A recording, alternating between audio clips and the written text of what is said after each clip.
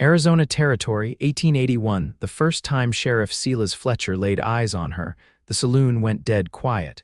She stood just inside the threshold of the Bell Rock Saloon, wrapped in a faded blue shawl, her face turned slightly away from the oil lamps hanging on the wall.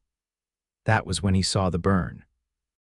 It ran from her left temple down across her cheek and jawline, the skin pale and scarred like melted wax. Some men looked away. Others chuckled low, mean. A few whispered things they thought she could not hear. Silas stood up from his table slow, his boots scraping the wood floor. His hat hung in his hand, pressed flat against his chest. "She's still beautiful," he said, voice steady and full. The laughter stopped. The girl's eyes snapped toward him. One was green, the other slightly hazel. She blinked like she could not believe what she had just heard.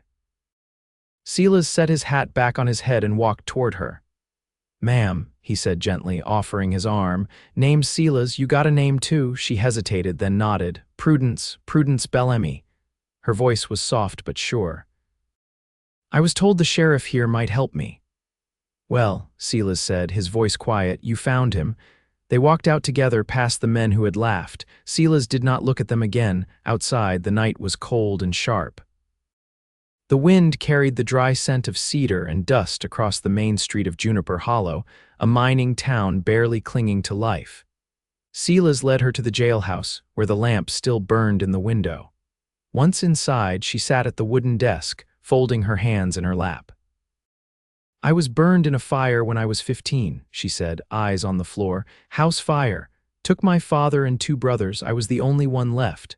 "I am sorry," Silas said, pulling up a chair beside her. "I lived with an aunt in Santa Fe after that. She died last spring. I worked sewing for a while until men started getting handsy.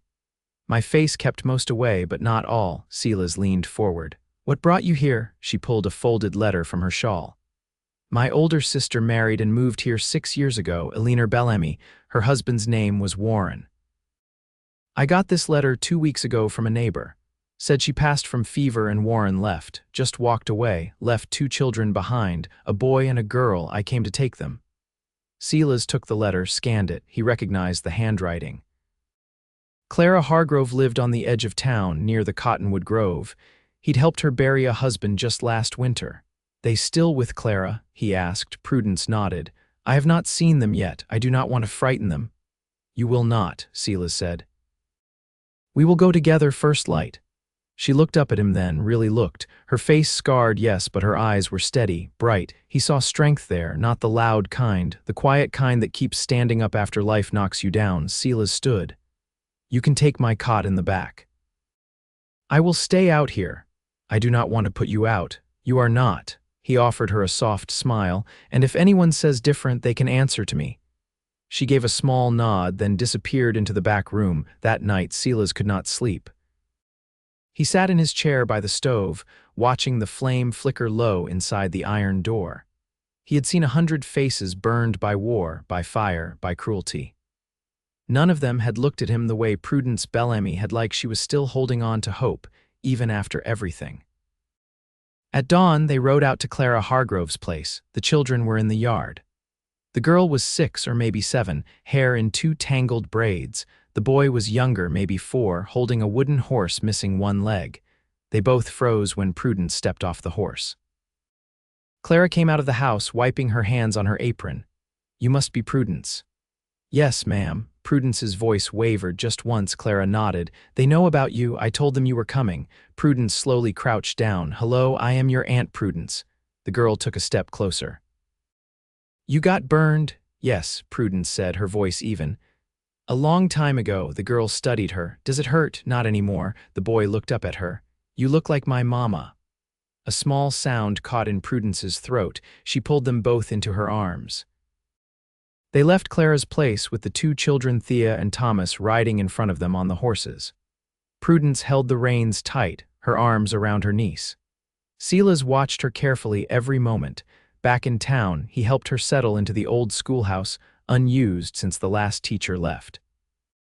He fixed the windows, brought in extra firewood. Over the next few days, the town watched with quiet curiosity. Some still stared, some still whispered, but Silas never looked away. One afternoon, as the children played with sticks outside, he sat beside her on the steps of the schoolhouse. "You plan to stay long?" he asked. "I do not want to uproot them again," she said. "If I can make a life here, I will." Silas nodded. "What if you had help?" She turned to him. "Why would you help me?" "Because I want to," he said simply. "And because I see the way you look at those children. Like they matter more than the pain." She looked away, but not before he saw her eyes shine. "What are people saying?" she asked quietly. "That I have lost my senses," he said with a grin. "That I took in a scarred woman with no husband and 2 children not my own." She looked down. "And what do you say?" He touched her chin gently, turning her face toward him. "I say you are still beautiful." Her breath caught. She did not speak, but her hand found his, fingers curling around his palm. They sat like that until the sun touched the hills. Neither of them spoke. There was no need. Rain came 2 nights later, soft and steady, washing the dust from the roof of the old schoolhouse. Inside, Prudence sat by the hearth, sewing a hem while Thea dozed beneath a quilt and Thomas curled against her side, thumb tucked in his mouth. Silas knocked once before entering, shaking water from his hat. "I brought more candles," he said, setting them on the table beside her. "Storm's likely to settle in a while." Prudence glanced at the window. "They don't mind the thunder so long as I'm close." "I noticed," Silas said, easing onto the bench across from her. "You've got away with them." She threaded her needle in silence for a moment, then said, "I used to dream of having children. Back when I still thought a husband might find me." Silas watched her hands move. "You think that dream's gone?" "I think it changed," she said, not meeting his eyes. "Or maybe I did." He leaned forward, elbows on his knees. "I was married once." She looked up. "Her name was Ruth," he said. "We were young. She died 2 winters after we wed. Fever took her before I could get the doc out from Prescott." Prudence said nothing, but her needle slowed. "I never looked for someone after that," Silas continued. "Didn't have the heart for it. Thought maybe that part of me got buried with her." The fire popped and Thomas stirred but didn't wake. Prudence set her sewing aside.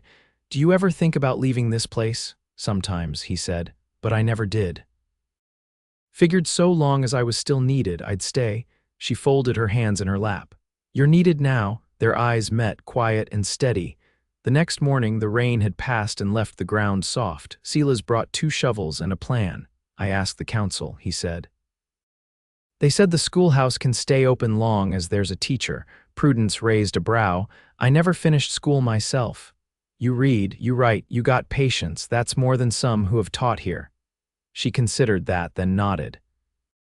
"If they'll have me, I'll try." "They'll have you." By week's end, she'd cleaned out the shelves, sorted the faded readers, and begun lessons for Thea and a few nearby children whose parents were too tired for pride. Silas saw to it they had firewood stacked high and a latch fixed on the side door. One afternoon, as Prudence chalked letters on the board, Thea tugged at her skirt. "Miss Prudence, are you gonna marry him?" Prudence turned slowly. "Marry who, Thea?" The girl pointed through the window where Silas knelt mending a fence rail. "Sheriff Silas.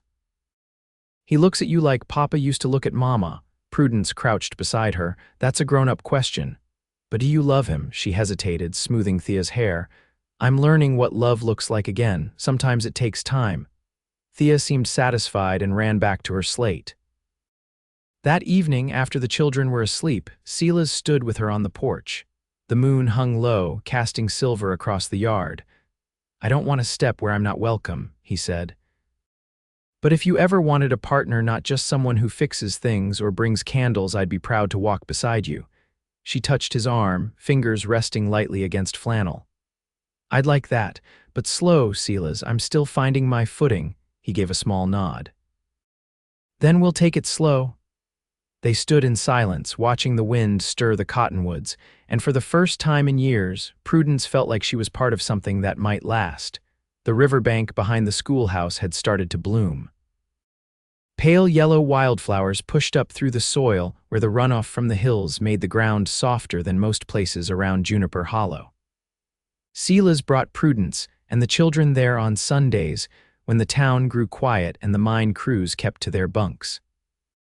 Prudence sat on the flat rock that sloped gently toward the water, her skirts pinned up to keep the hem dry. She helped Thomas float a carved boat downstream, steadying him with one arm. Silas knelt beside Thea, showing her how to skip stones. His back and shoulders moved easily under his shirt, the years of ranch work still in his frame. Prudence glanced at him once, then looked quickly away when he turned. "I don't reckon I'm much good at this," he said, letting the third stone drop instead of throwing it. "You're better at it than I am," Thea said, brushing dust from her hands. "That's not true," Prudence called from her rock. "You got one to skip 3 times last week." "Well," Silas said, "I'll have to catch up then." Later, while the children napped under the cottonwoods, Prudence eased down beside him on the grass. She'd brought a basket with leftover biscuits wrapped in cloth. Silas took one and broke it in half, chewing thoughtfully. "Do you ever miss it?" she asked. "Miss what?" "The way you lived before all this." He considered that. "I used to think quiet meant lonely, now it just feels like breathing." She folded her hands in her lap. "I used to think I'd die in a boarding house, working until my fingers bent sideways." "You almost did," he said quietly. "I know." She looked up at the leaves shifting overhead. "I didn't expect anything after Santa Fe, not family, not kindness, not you." Silas set his biscuit aside. "You said once you were learning what love looked like again. Has the shape of it gotten any clearer?" She turned toward him fully. "It looks like a man who doesn't flinch, who lets me speak without filling the silence. Who doesn't treat my scars like something he has to make peace with." Silas reached forward and brushed a leaf from her sleeve. "Then I hope I can keep being that man. You already are." That night, Silas stayed late at the schoolhouse, helping her boil water for laundry. The stove hissed gently, and the children, worn from the sun, slept in their quilts. He rolled up his sleeves without her asking and stirred the soap pot with a wooden paddle. Prudence leaned against the counter, arms crossed, watching the steam rise. "I've been thinking," he said after a while. "Sheriff's post don't pay much, but I've got land south of town. Wasn't much use on my own, but I've kept it fenced. A few acres of good soil, a well, and a barn with plenty of room to fix up." She straightened slowly. "Why are you telling me this?" "Because I could build us a home there. If you wanted, you and the children, I wouldn't ask for anything you weren't ready to give, but I'd give you everything I've got." She stepped forward just once. "You're not offering pity, are you?" "No," he said. "I'm offering partnership. And a name, if you'll take it." Her hands found his, wet from the soap water. "Silas, I never thought I'd belong anywhere again." "You do," he said, voice low. "You belong with me." She didn't cry. She just nodded, pressing her forehead against his chest. He wrapped his arms around her in return, saying nothing more. By the time the moon reached the window pane, they'd made their quiet decision. And in the still of the schoolhouse, with the scent of lye and cedar lingering in the air, a new life began to take shape, not from grand declarations, but from 2 people standing side by side, choosing each other without hesitation. June settled heavy over Juniper Hollow. Heat shimmered above the roofs, and the scent of sun-warmed creosote drifted in from the hills. The schoolhouse windows stayed open now, propped with flat stones, and the children sat barefoot on the floor when the benches grew too warm. Prudence tied her hair back with muslin and wiped sweat from her brow with the edge of her apron, never pausing the lesson. Silas built a clothesline behind the schoolhouse and repaired the porch step that had gone soft. Evenings, he walked with her and the children to the edge of town, where the mesquite trees cast long shadows and the cicadas sang loud in the dusk. He'd taken to carving wooden animals for Thomas' simple shapes, sanded smooth, and Thea had begun plaiting wild grasses into rings and bracelets, which she presented to Prudence with solemn pride. One afternoon, Clara Hargrove arrived with a parcel wrapped in brown cloth. "Some of us women been thinking," she said, setting the bundle on the table. "You shouldn't be stitching dresses for Thea from old flour sacks when we've got extra fabric lying idle." Prudence rested her hand on the cloth. "You've already done more than I had any right to expect." Clara shook her head. "You didn't ask for pity. You just showed up and got to work. That matters." After she left, Prudence unfolded the bundle. Inside were calico scraps in faded rows, storm blue and soft ivory, enough to make 2 dresses and a bonnet. She touched each piece like it might vanish if she blinked. That night, she sat at the table hemming one of the skirts by lamplight. Silas leaned against the doorframe, arms crossed. "I've seen you mend and patch," he said, "but I've never seen you smile like that when you sew." "It's different," she said without looking up. "This isn't to make do, it's to make something lovely." He stepped forward, fingers brushing the edge of the fabric. "You've made this place better just by being in it." She let the silence hold for a breath. "I used to think being needed and being wanted were the same thing. I know better now." Silas didn't answer.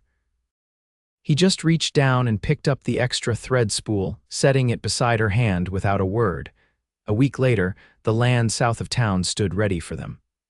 Silas had cleared the barn of old tools, scrubbed the dirt floor, and hung a new door on the cabin. The house had only 2 rooms, but the walls were strong, and the chimney held the scent of old cedar smoke. He brought Prudence out to see it at dusk.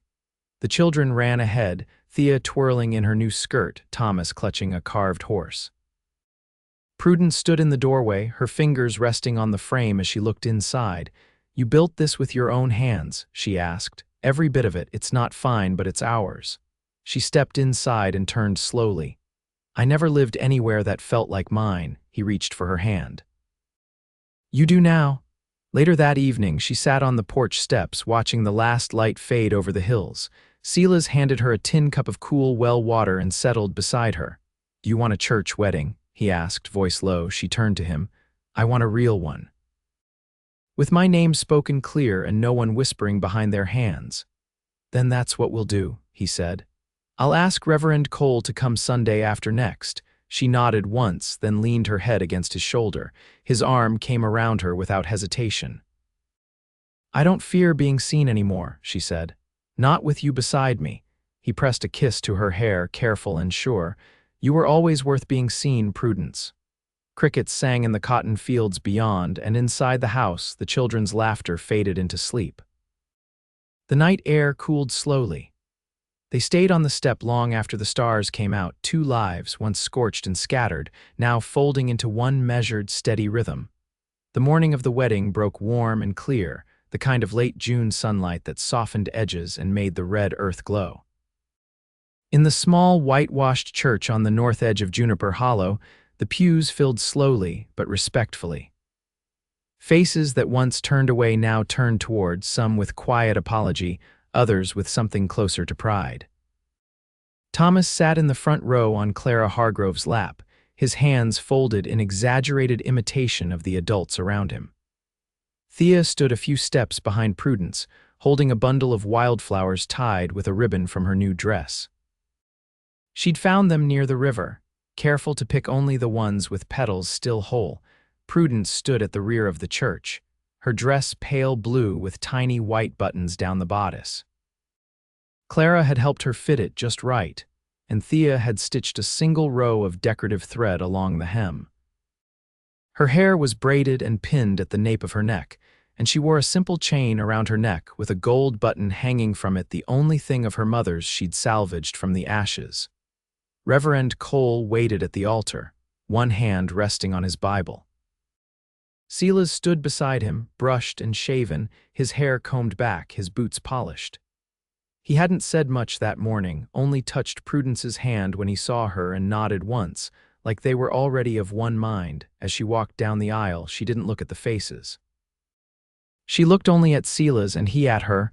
No one whispered, no one stared. They simply stood. When the vows were said, they spoke in voices that didn't tremble. "I will stand beside you," Prudence said, her eyes steady. "In sorrow and in plenty, as long as breath is in me." "I will cherish you," Silas answered, "as my partner, my equal, and my home." There was no music, only the creak of the floorboards and the slow hush of wind through the open windows. But when Reverend Cole pronounced them husband and wife, it felt like the quiet itself bowed in reverence. They walked out together, hand in hand, the children trailing close behind. The townsfolk followed them to the edge of the cotton grove, where Clara and the other women had set out pies and cornbread on a long plank table. There was no dancing, but there was laughter, low and real, and stories passed around as the sun moved westward. Later, after the sun dipped low and the guests trickled away, Silas lifted Thomas onto the wagon bench and helped Thea climb up beside him. They rode slow out to the land south of town, where the house waited with its shutters open and a quilt hung on the line to dry. Inside, the hearth already held a small fire and a kettle sat ready on the hook. Silas carried Thomas inside and laid him in the children's room, while Prudence helped Thea wash the dust from her feet and fold her dress over the chair. When the children were tucked in, the house grew still. Prudence stood in the doorway of the main room, watching the last light stretch across the wooden floor. Silas approached her, his hand sliding gently against hers. "I thought I'd feel different," she said, her voice soft, like something would shift once it was done. "It has," he said. "You're not alone anymore." She turned and looked at him fully. "Neither are you." He reached up and brushed his fingers down her jaw, past the old scar, never pausing, never hesitating. "You've never been more beautiful to me than you are right now." She leaned forward and kissed him slow, certain, and deep. There was no rush, no urgency, just the quiet knowing of two people who had waited long enough. That night they lay side by side beneath the quilt she had pieced together from scraps, the window cracked open to let in the scent of warm earth and cedar. Her head rested against his shoulder, his hand wrapped around hers atop the blanket. "I never thought I'd feel this safe," she whispered. "You are," he said, "as long as I draw breath." Outside, the wind shifted through the trees and the stars blinked awake one by one. The house was small, but it was theirs. And for the first time in years, every corner of Prudence's heart felt lit with warmth she no longer feared would be taken from her. Years passed gently. Thea grew tall and smart-mouthed in the way of girls who know they're loved. She read every book Prudence could get her hands on and began sketching animals in the margins. Thomas followed his stepfather everywhere, learning how to mend fences, carve timber, and ride with a straight back. By the time he was 12, he could track a strayed calf and return before dusk. The schoolhouse reopened in spring with Prudence teaching not just letters and numbers, but the kind of steadiness she'd built her life on. She never raised her voice, but no one forgot her words. Parents sent their children from miles out just to sit in her classroom. Silas kept the sheriff's star tucked in a drawer after a younger man took up the badge. He worked the land, repaired saddles, helped neighbors with broken stoves and stubborn wells. But he always came home by sundown, always. They grew older but not weary. Their life was stitched together in 1,000 small ways. Bread kneaded before dawn, hands held beneath the table, boots side by side at the door. And when they sat on the porch in the cool of an evening, listening to the crickets and the far-off hoot of an owl, Silas would reach for her hand, and she'd give it without looking, as if it had always been his to hold. Their love had not come quick. It had come honest. And it stayed that way, year after year, steady as the rising sun.